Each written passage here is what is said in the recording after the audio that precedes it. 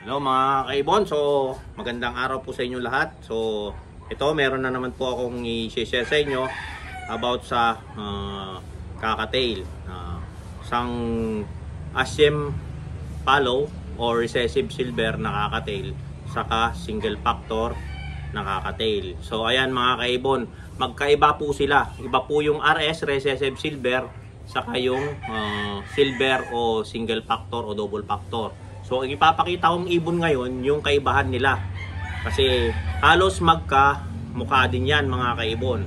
Ang recessive silver o Asian Palo at yung single factor na Palo or RS. Single factor RS Palo o Asian Palo. O RS para sila pero may mutation na single factor at saka RS. Iba kasi yun, magkaiba yun. Maraming nalilito, paski na nga ako nalilito.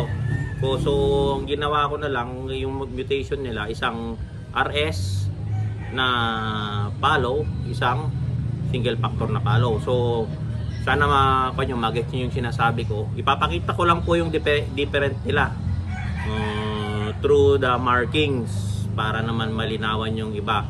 Uulitin ko po, nagkaiba po yung RS o Asian Palo at yung single factor na Palo. So ayan, ito po ipapakita ko po sa inyo yung mga ibon. So ito po mga kaibon, ito ay isang RS o recessive silver na or Asian Palo. Ito naman ang single factor na Palo. So ayan, nakikita nyo. So ayan, so ipapakita ko po sa inyo yung difference nila. Through markings na naman tayo mga kaibon sa flight feather nila. So ipapakita ko sa inyo yung RS or Asian Palo o recessive silver. So ito po, red eye po siya. Tapos yung RS po o recessive silver, wala pong dark edge marking. So ayan, kung nakikita nyo, ipapakita ko po sa inyo yung dark edge. Second flight wala, first flight wala rin dark edge marking. So ayan mga kaibon, papakita ko para malinawan po kayo. Magkaiba po yan, magkaiba po. So ayan mga kaibon, kung nakikita nyo, second flight feather saka yung first flight feather. So ayan mga kaibon, para malinaw po, wala pong dark edge marking yung recessive silver. So ayan mga kaibon, yung recessive silver. So naman ipapakita ko naman sa inyo yung single factor na Palo. So ayan mga kaibon, single factor tayo. So ipapakita ko, ito po yung single factor, red eye. So makikita na natin na agad yan yung kaibahan nila. Makikita nyo yung second flight feather, may dark edge marking siya mga kaibon, no? Kung nakikita nyo, may dark edge marking ang second flight feather saka yung first flight feather. So ayan, meron siya. Hindi siya halatado kagaya nung pinakita ko nung unang vlog natin, yung single factor na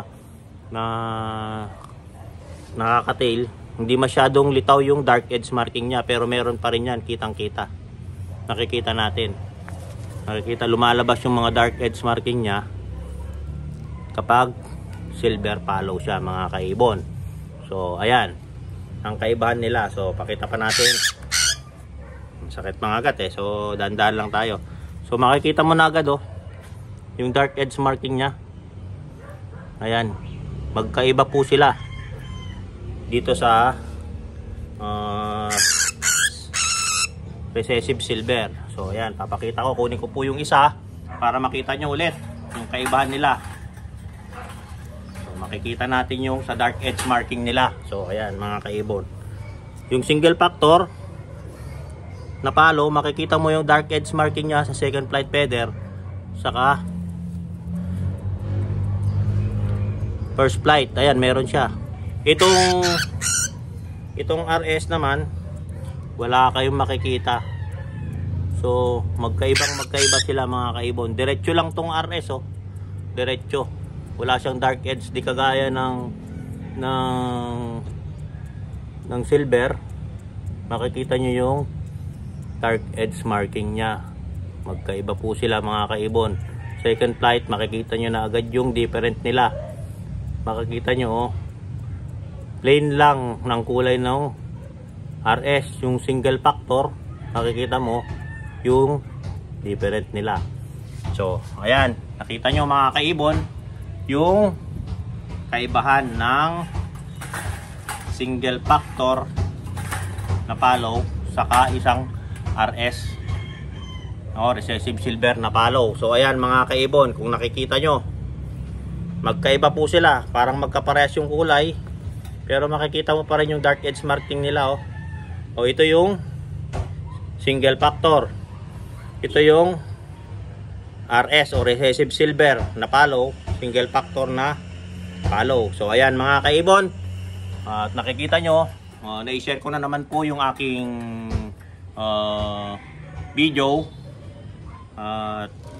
Sana may natutunan po kayo sa aking pag-share ng mga tips o kaalaman ko. Para sa akin lang po yun mga kaibon. At kung may mga nanonood dyan na medyo kulang po ako sa informasyon, pwede nyo pong i-comment sa baba yung mga nakakaalam, ano to, yung nalalaman nyo pa tungkol dito sa single factor saka yung RS o recessive silver na mga follow. So ayan mga kaibon, so marami pong salamat at pa-share na lang po at pa-like. Don't forget to subscribe my YouTube channel, Warren Palakpak Kaibon, at ang aking Facebook page, Warren Palakpak Kaibon, at ang aking Facebook, Warren Palakpak Mr. Tigasin. Maraming salamat muli mga kaibon. Paalam.